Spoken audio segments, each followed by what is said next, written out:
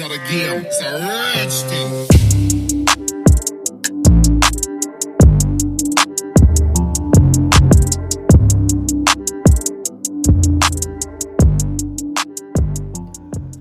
When we talk about division, we talk in terms of going into or dividing into. So if we had 4 divided by 2, the question asks how many times does 2 go into 4? So 2 goes into 4 2 times. This same logic works with fractions. If I ask the question, 1/2 divided by 1/4, I'm asking how many times does 1/4 go into 1/2? So here's my half, and 1/4 goes into 1/2 2 times.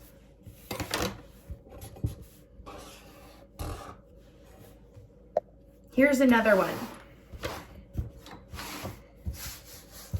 If I have 3/4, I want to know what 1/8, how many times 1/8 goes into 3/4. So if I take a look at my 3/4,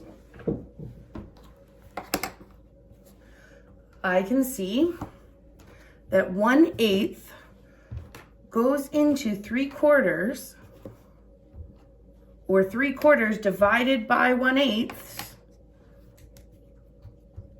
is 6.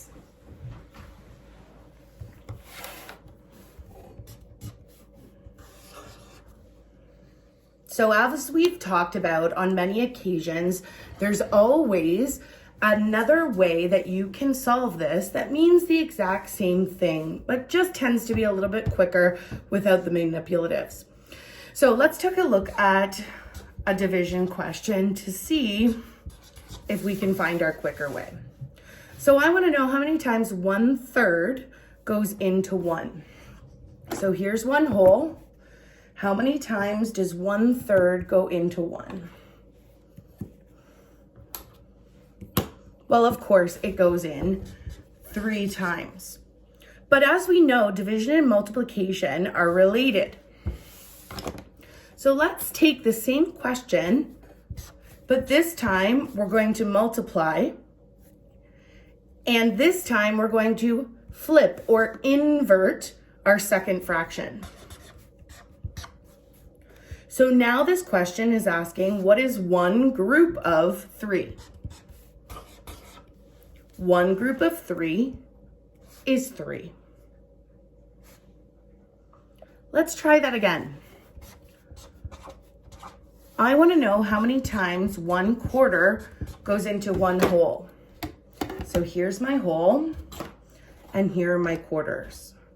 You would have picked up already that 1/4 will go in 4 times.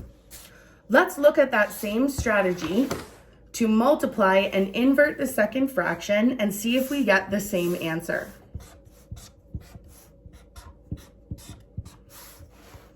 So I'm multiplying now instead of dividing, and I've inverted my fraction. One group of 4 is 4. So this strategy of instead of dividing, multiplying, and inverting our second fraction gives us the same answer as dividing by the original question. Let's try that strategy with our original questions. So we had 1/2 divided by 1/4, or how many times does 1/4 go into 1/2? Let's copy the first fraction, change the division to a multiplication question, and invert our second fraction.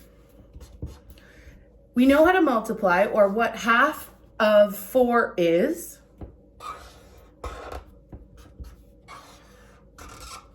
And we can see that we get the exact same answer. So 1/2 of 4 is exactly the same as how many times does 1/4 go into a half. Let's try this with our second example. we had 3/4 divided by 1/8. We knew in our other example that the answer was 6. So let's copy down the fraction, change our division to multiplication, and invert our second fraction. So now I want to know what 3/4 of 8 is. I know that if I break 8 into quarters, there's 2 in each quarter, and 3 of those quarters are 6. Now, another way, instead of just figuring it out, is you could use cross cancellation like we did in our previous video. 4 goes into 4 once, 4 goes into 8 twice, 3, and then multiply across. 3 times 2 is 6, 1 times 1 is 1, and we know any fraction over 1 is the whole number. So let's try using this algorithm to answer some more complicated division questions. So let's take a look at 9/10 divided by 2/3. Step 1 is copy down the first fraction, multiply, and invert the second fraction. Then I can multiply across. In cross cancellation, I see that I can't reduce anything, so I can just multiply straight across. 9 times 3 is 27. 10 times 2 is 20. And of course, in the end, we want to reduce it to its simplest form. So 20 goes into 27 once without going over. There's 7 left over 20.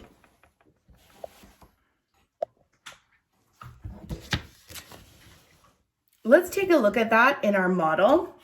Now we know it's not going to go in an even amount of times. So we know the answer won't be just a whole number. So we have 9/10.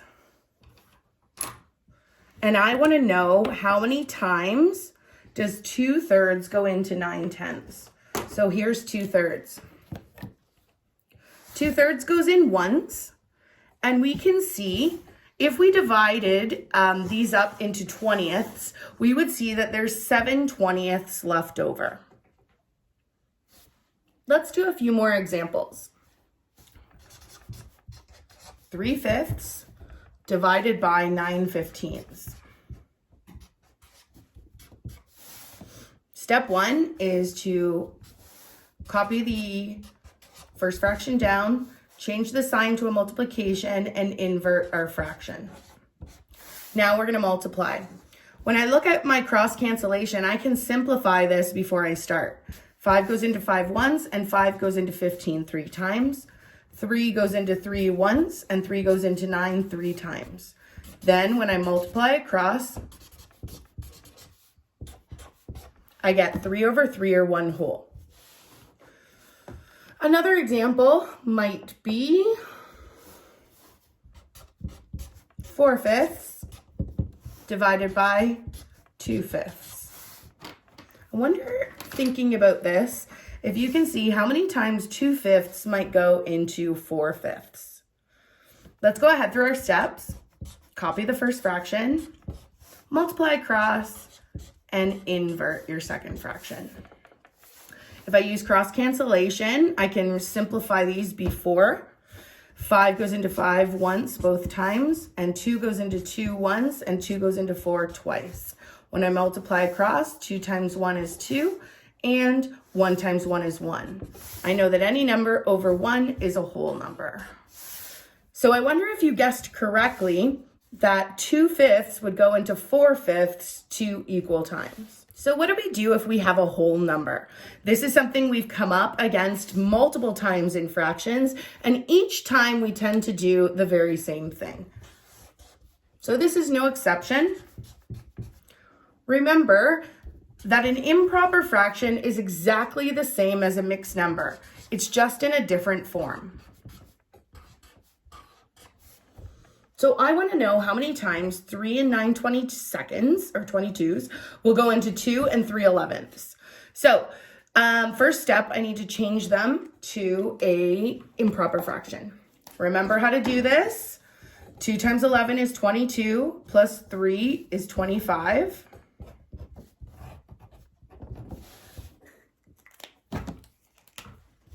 And then that's all over the same denominator of 11. 3 times 22 is 66. Plus 9 is 75. All over the same denominator, 22. What's the next step? When we divide, we copy down the first fraction, change the sign to multiplication, and invert the second fraction, because we know that that is exactly the same thing as dividing.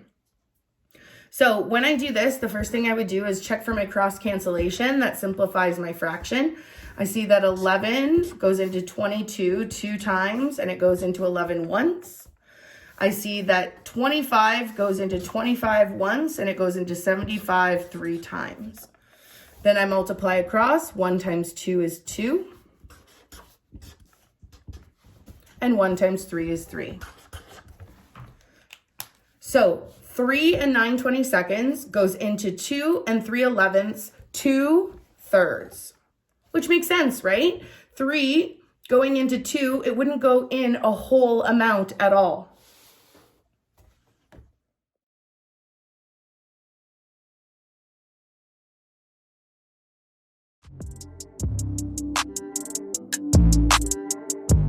Remember, dividing two fractions is the same as multiplying the first fraction by the inverted second fraction. If you're given mixed fractions, make sure to change them to improper fractions before you divide.